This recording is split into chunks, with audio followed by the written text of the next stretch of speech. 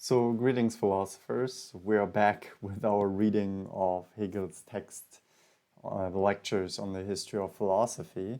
And last time I had to stop because I had to research what Hegel has written because I really didn't understand completely what he was saying. And I reread it, and I may still not completely understand what he says. So this can also happen to people who have dealt quite a lot with philosophy and especially with Hegel. And I think we have to accept that. And I just found this meme here from the movie The Joker, if you've seen it. It's an interesting movie. I don't know if it's a really good movie. It definitely has some parts that make you think about societal pressure and relationships in a society. And Robert De Niro, who is a TV host, asks a guy who pretends to be funny, but who fundamentally isn't, namely the Joker.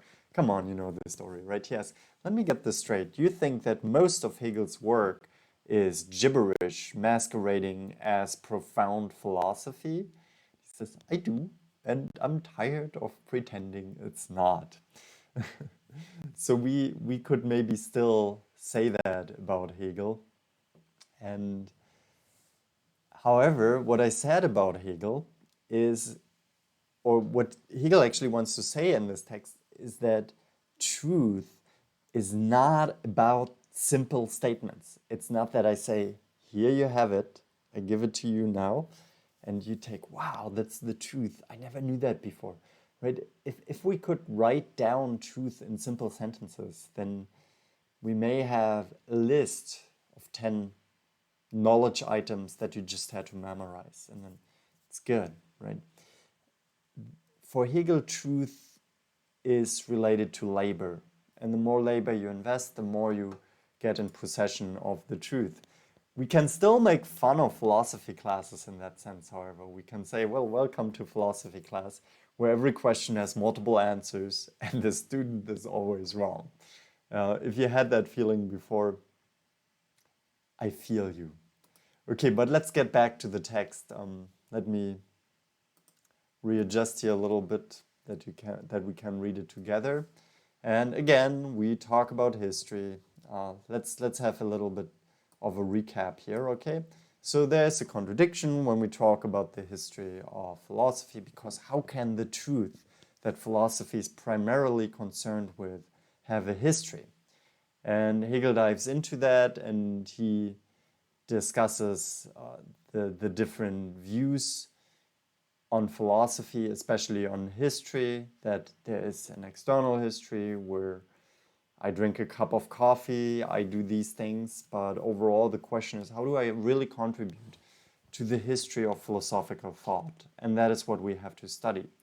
And so he distinguishes himself from the people who just present history in a very superficial way, where they just present events to the students. I think there's an idea that history itself has to be connected to the development of ideas and to the unfolding of a kind of interpretable teleological plan. While I'm not saying that there is a clear teleological goal, but I think we cannot understand something without presupposing that there is a development towards something that, in a sense, has a rational power over the thing that develops itself. I'm speaking here especially about human beings. But this is already a lot of interpretation. I'm sorry for scrolling here so much. I hope it's not so confusing. But what we do right now, we have like the common ideas regarding the history of philosophy, and there we have the history of philosophy as an accumulation of opinions. And now let's see where we stopped. So definitely philosophy should not be the enumeration of various opinions, because then we would just have an idle tale. We should also not say that it's an agglomeration of thoughts that we randomly come up with. Especially, however, also because philosophy has no opinions. Philosophy is really about dealing with the truth. Philosophy is the objective science of truth. It is science of necessity, conceiving knowledge, and neither opinion nor the spinning out of opinions. Now, keep in mind, this does not mean that I just show you something that is necessary. However, I say, if you present something to me where I find contingency in it, where it is not entirely justified why you possess these claims, I will reject it. And this is also what Hegel here discusses as some opposing views.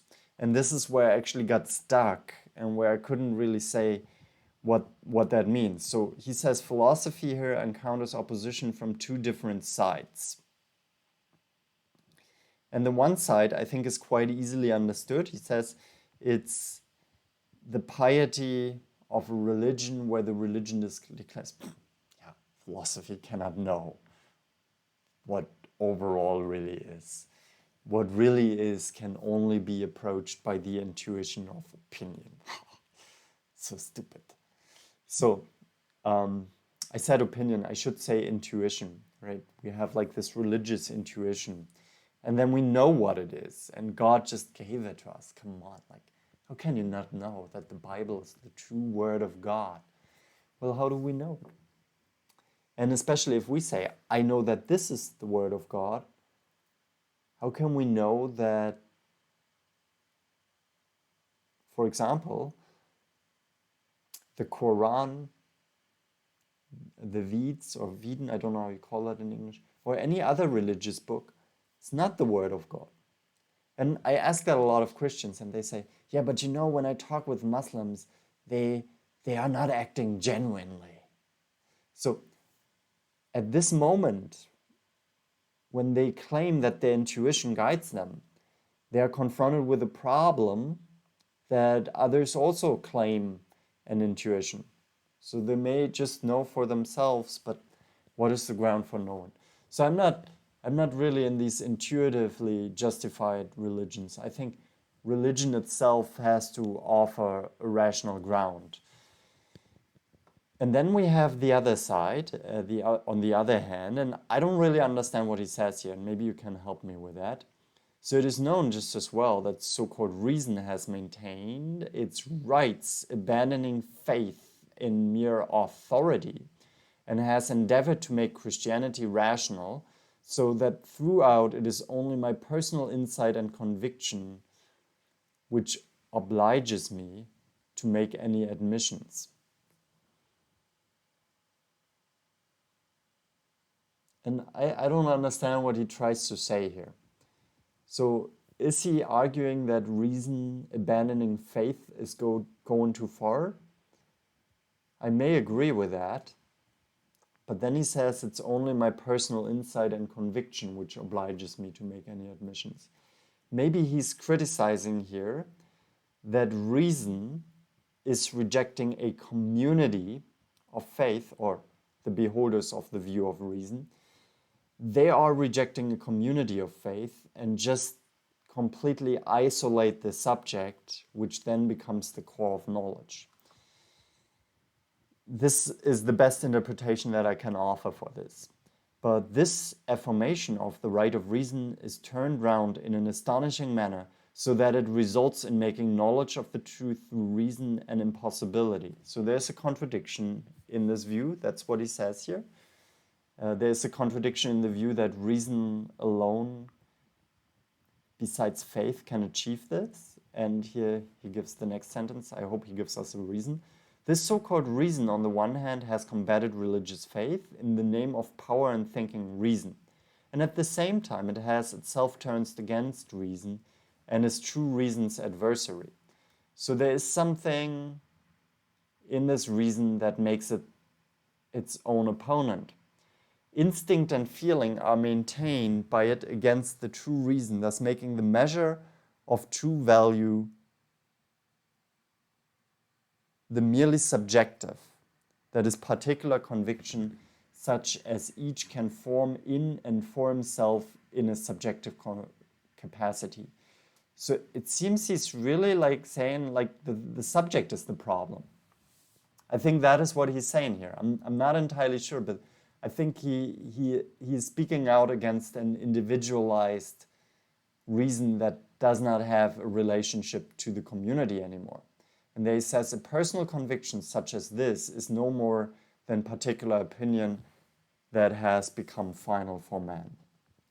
So I think he gives not a complete explanation for his thoughts here, which brings us back again to the problem that we have with Hegel. Just masquerading, maybe. Maybe sometimes we have to do something by ourselves. Let's jump back to the text, okay? So again, let's start here. If we begin with what meets us in our very first conceptions, we cannot neglect to make mention of this aspect in the history of philosophy. So, we have to think about the individuality, and my interpretation is that mere individuality is a wrong path that reason has led us to. In its result, it permeates culture generally, being at once the misconception and true sign of our times. So it's a misconception and a sign of our times, which focuses more and more on the individual. It is the principle through which men mutually understand and know each other, an hypothesis whose value is established and which is the ground of all other sciences. So I believe he's still criticizing it here. In theology, it is not so much the creed of the church that passes for Christianity, so that is in our time, as that everyone to a greater or lesser degree makes a Christianity of his own to tally with his convictions. So we have a subjective Christianity, which for Hegel is probably a mistaken path. And in history, we often see theology driven into acquiring the knowledge of various opinions in order that an interest may thus be furnished to the science, and one of the first results of the attention paid them is the honor awarded to all convictions and the esteem vouchsafed to what has been constituted merely by the individual. The endeavor to know the truth is then, of course, relinquished. So I think that paying too much attention to the individual gives up truth. And he goes on, it is true that personal conviction is the ultimate and absolute essential which reason and its philosophy, from a subjective point of view, demand in knowledge. So there needs to be a personal view that is maintained. He's not rejecting it. But there is a distinction between conviction when it rests on subjective grounds such as feelings, speculations and perceptions, or speaking generally, on the particular nature of the subject, and when it rests on thought proceeding from acquaintance with the notion and the nature of the thing. Okay, so there are two ways of how we have to take the individual reason that is important. We have to distinguish whether it's based on hearsay, on perceptions and speculations, or whether it is really dealing with the issue at hand, with what he calls the nature of the thing. In the former case, conviction is opinion. So we want to find a way of how we really deal with the object. That's his goal. And this is neither achieved in the religion that abandons faith, but it's also not achieved in reason which just abandons faith and religion and that only tries to justify its own conviction, whatever this conviction is. However, he also says personal conviction is important, right? So we have here an opposition between mere opinion and truth, which he says is now sharply defined. We already recognize the culture of the period of Socrates and Plato, a period of corruption in Greek life, as the Platonic opposition between opinion and science. Yeah, we always have opinion, which is doxa, and episteme. It is the same opposition as that which existed in the decadence of Roman public and political life under Augustus, and subsequently when Epicureanism and indifference set themselves up against philosophy. So, okay, here we have another attack against philosophy. Under this influence, when Christ said, "I came into the world that I should bear witness unto the truth," Pilate answered, "What is truth?" Like this skeptical view, just renouncing truth. That was said in a superior way, and it signifies that this idea of truth is an expedient which is obsolete. We have got further, we know that there is no longer any question about knowing the truth, seeing that we have gone beyond it. Who makes this statement has gone beyond it indeed. So we have now the view that truth should not be part of our culture anymore, and we still hold this view. There are many people who hold this view, and then we have like these smartest philosophers who usually come and try to say, well, you don't know the truth, come on. We are in the post-truth universe. I believe, therefore I am right. And there's always like this performative contradiction that a lot of people know, and they say, there's no such thing as absolute truth. And then somebody asks, are you absolutely sure about that? And of course, there is this view that there is no objective truth, and that is a very painful truth. Now, what position do I hold on that? I think we need to maintain the notion of truth. We just shouldn't maintain the notion that we can know mind external reality, but we have to deal with truths and convictions that are related to us. I'm not so much a fan of the performative self-contradiction as a foundation for philosophy. You know, the performative self-contradiction, if somebody says, there is no truth, then his performance means that there is one truth, namely that there is no truth. So his performance stands in contradiction with the content of his performance. The performance stands in contradiction with the statement. And Karl Otto Apel, he took that as a foundation for a new theory of philosophy and was very confident about it. Now, I'm not that confident about this performative self-contradiction. I think it is not as powerful as people claim.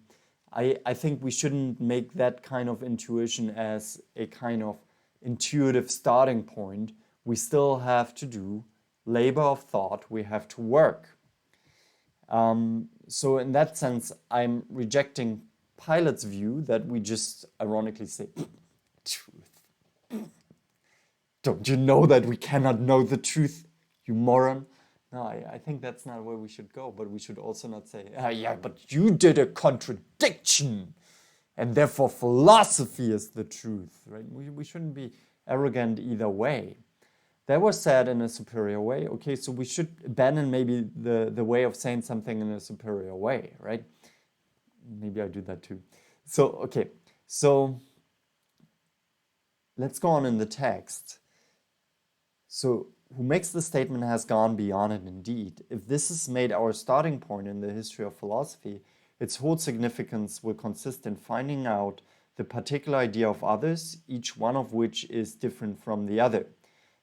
These individual points of view are thus foreign to me. My thinking, reason is not free, nor is it present in them. For me, they are but extraneous dead historic matter, or so much empty content, and to satisfy oneself with empty vanity is mere subjective vanity itself. So if we say there is no truth and we have already gone beyond it, why then study philosophy? Why study anything? And that is what he's saying, what he says. My thinking, reason is not free, nor is it present in them. So if we abandon truth, how to generate any thought anyway? There's no meaning to anything at all. I think that is what he is saying, and then we just deal with dead historic matter. To the impartial man, the truth has always been a heart-stirring word and one of great import. As to the assertion that the truth cannot be known, we shall consider it more closely in the history of philosophy itself, where it appears. So even that the truth cannot be known is a historical statement where we build upon somebody else's thought, where we maybe also build upon a personal conviction. But why is it true that this statement is true? Why is it true that there is no truth? Tell me. Or is it just a personal conviction? Well, if it's just a personal conviction, then it's opinion. Then we don't do philosophy, right? So I want to know why it is true that there is no truth. The only thing, and in order to justify that, we probably have to somehow study the history of philosophy. The only thing to be here remarked is that if this assumption be allowed, as was the case with Tennemann, it is beyond conception why anyone should still trouble about philosophy, since each opinion asserts falsely in its turn that it has found the truth. So, yeah, I guess if you really say there's no truth, then we don't have to communicate with each other anymore. But if you want to convince me that there's no truth, I may have pulled you already into the truth. Again, that is not saying what the world really is about. It's a practical matter of engaging with each other. This immediately recalls to me the old belief that truth consists in knowledge, but that an individual only knows the truth insofar as he reflects and not as he walks and stands. And that is what I said already last time. It's not that we just know the truth. It's not that it comes to us as an immediate insight, nor that we can give it to somebody else as an immediate insight. Truth cannot be known in immediate apprehension and perception, whether it be external and sensuous or whether it be an intellectual perception, but only through the labor of thought. So we have worked a lot today. Maybe you tell me how you work with this statement when somebody says there's no truth. Or do you believe yourself there's no truth? What does that mean? Let me know in the comments. Thank you very much. If that has helped you in any way, if that was interesting to you, like and subscribe. Thank you very much. Live long, read Hegel, and prosper. Bye-bye.